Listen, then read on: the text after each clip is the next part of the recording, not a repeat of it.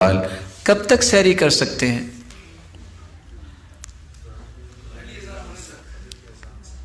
پہلی اذان ہونے تک۔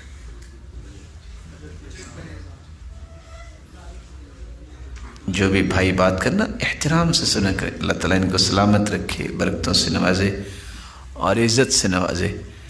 اس طرح جو مشارکت ہوتی نا، اس کا مطلب ہوتا ہے صحیح بات تک پہنچنا۔ جو بھی بات کرے مسکرا کے خندہ پیشانی سے اس کی بات اس طرح سنے کہ وہ مجھ سے زیادہ جانتا ہے۔ یہ بھی ادب ہے مجلس کا۔ پہلی اذان اور دوسری اذان، سحری کس اذان پہ بند ہوگی؟ کیا جی؟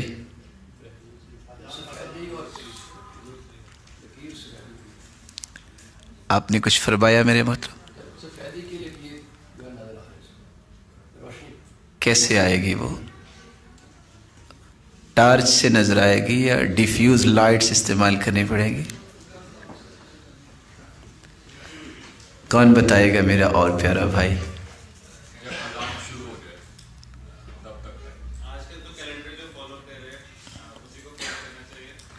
چلو اس ٹیکنالوجی سے فائدہ تو لینا چاہیے نا۔ اگر اس طرح ٹائمنگ بن گئی ہے تو اس کا بھی انکار نہیں کرنا چاہیے، لیکن جب تک اذان نہیں ہوتی اس وقت تک تو سحری کھا سکتے ہیں نا۔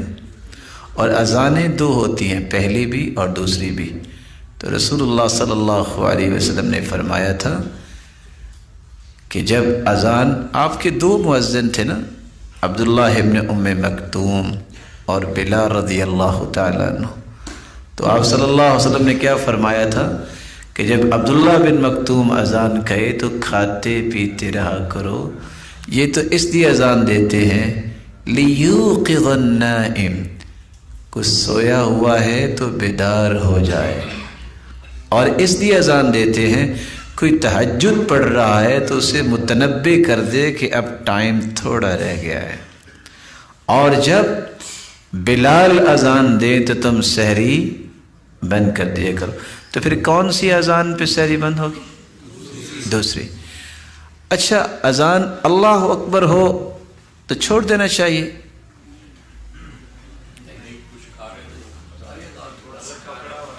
کچھ جواب تو دینا چاہیے نا آپ کو۔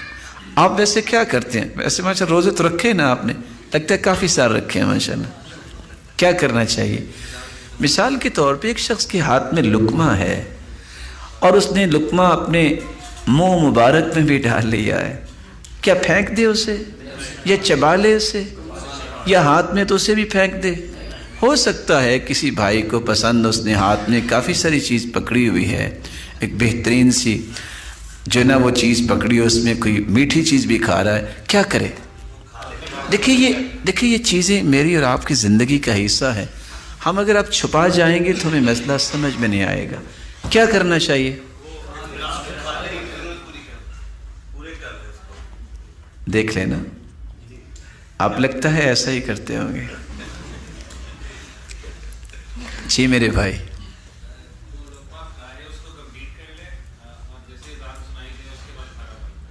کھانا بند کر دیں۔ اس کے بارے میں آپ کی خدمت میں ایک حدیث پیش کرنا چاہوں گا۔ رسول اللہ صلی اللہ علیہ وآلہ وسلم کا فرمان ہے، صحیح الجامع میں 607، سلسلہ صحیحہ 1394، سیدنا ابو ہریرہ رضی اللہ تعالی عنہ سے مروی ہے، اذا سمع، الفاظ پہ غور کیجئے گا، اذا سمع احدکم النداء، جب تم میں سے کوئی شخص اذان سنے، وَالْإِنَاءُ عَلَى يَدِهِ، اور برتن اس کے ہاتھ پر ہے۔ پھر سنیے گا، وَالْإِنَاءُ عَلَى يَدِهِ، اس نے ہاتھ میں برتن پکڑا ہوا ہے، پھر کیا کرے؟ فَلَا يَضَعُهُ، اس برتن کو نہ رکھے، حَتَّى، جب تک، يَقْضِيَ حاجتہ منہ، اس برتن سے اپنی ضرورت پوری نہیں کر لیتا۔ اچھا، کتنے لقمے کی گنجائش نکلی؟ ایک کی کہ دو چار کی؟ بولے جب آپ کی ضرورت پوری ہوگی. کیونکہ بعض لوگ کیا ہوتا ہے کہ اذان شروع ہوئی وہ بیچارے سب کچھ پھینک دیتے ہیں. اصل کا پتہ ہونا چاہیے. لیکن اس کا یہ بھی مطلب نہیں ہے کہ ہاتھ میں برتن ہے تو جو ہی اللہ اکبر ہو جلدی سے دونوں ہاتھوں میں برتن لے لیے. اب وہ رکھیں گے کیسے اور حاجت کیسے پوری کریں گے؟ اس کا یہ قطعاً مطلب نہیں ہے. حدیث کو حدیث کے معنی میں لیا جائے. جو آپ کی ضرورت ہے اس کو آپ پورا کر لیں. وہ ایک لقمہ بھی ہو سکتے ہیں، 2 لقمے بھی ہو سکتے ہیں، لیکن اس میں انسان کو غلط استعمال نہیں کرنا چاہیے. غلط استعمال کے پتہ ہے اس کو کہ اب یہ میرے ہاتھ میں تو ہے نہیں، اس کو ہاتھ میں لانے کی کوشش نہ کریں.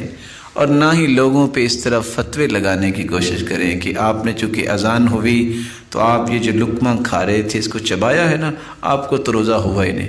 اور بیچارے کتنے فون کرتے ہیں، آپ حیران ہوں گے.